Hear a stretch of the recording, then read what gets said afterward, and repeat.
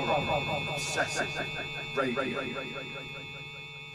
If the opening 3 minutes of This Is GWAR doesn't entice you to watch the rest, then you're no fun at parties. The Shudder exclusive documentary provides a deep dive into the history and hijinks of this comic book come to life. From humble beginnings to the DIY determination that made the band one of a kind, This Is GWAR unflinchingly explores the highs and lows of these notorious rockers. The scumdogs of the universe have never been more human, yet they've also never been more inspiring. For the uninitiated, GWAR can be oversimplified as a shock rock heavy metal band known for gory live shows which threaten to drown the front row in fake blood and several other bodily goo. They manifest a theatricality rarely seen and unabashedly embrace the obscene to the point of surreal spectacle. Routinely vilified by various groups, GWAR unapologetically maintain the persona of barbarian warriors from beyond the stars who fight, fuck, and remain ever fearless. And all this gets wonderfully explored in This Is GWAR. One compelling aspect of the documentary is every moment in the band's history plays into larger themes. For instance, their punk rock origin is essentially angry artists who wouldn't kowtow to pretentious artistes. Disgusted by art school snobs and dismissive teachers, the founding members set about bringing their vision to life, despite no one seeming to want it. The do-it-yourself mentality instilled by those early days is seen throughout the documentary, voicing a philosophy that only you can kill your dreams. Outsiders against the world, told they have no value, yet striving to thrive regardless of criticism and rejection. This is GWAR. The opening also sets up the sense of twists and turns that will define the band's history. Unexpected successes mingled with unpredictable catastrophes have kept GWAR in a constant state of evolution. Even when they seem static, the group exists in a kind of flux. This Is GWAR makes plain such subsurface chaos keeps the band alive, giving new meaning to the project over the years. Plans to make a sci-fi film evolve into a musical act that in time becomes family, a means to deal with grief, and a sense of fulfillment many of us may never experience. The documentary does an excellent job conveying the joy of being in GWAR, but it also never shies away from the downsides. Members of the group are at times brutally honest about situations, not to mention compatriots. Those who didn't get along have no qualms about stating their dislike, while some events are not always flattering. This helps prevent the documentary from ever being self-serving, and the band's history becomes multifaceted. It's best never to trust anything biographical that is a constant celebration of its source material. So This Is GWAR is commendable in that it shows the bad parts of the band's history.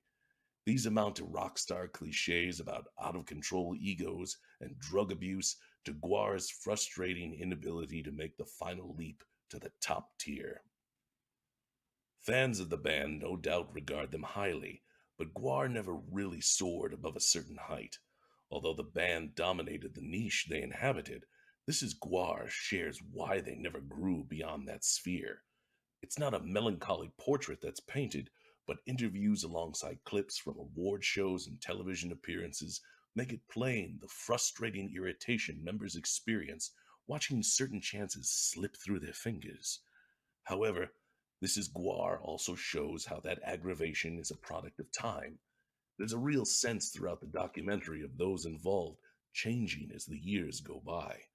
Members of the band still seem proud of how they once defied the music industry that tried to soften their image into something more palatable for mass consumption. Yet rockers bone-weary from the road can't help expressing some sliver of regret. Again, this honesty is great to see. It makes what's said in This Is GWAR ring true. Furthermore, it makes the documentary a reflection as well as a history. No one just states what happened. They also unpack it in the context of who they were and who they are now.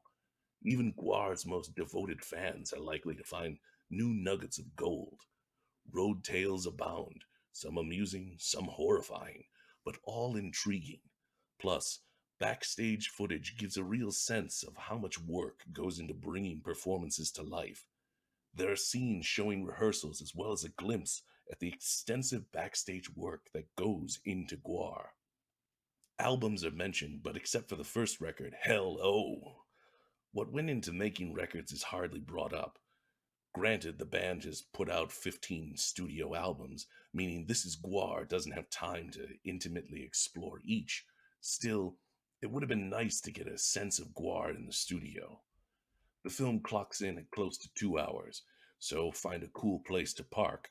Some may find it to be a bit of a stretch, especially in the last hour. Some of the tales begin to feel a little repetitive.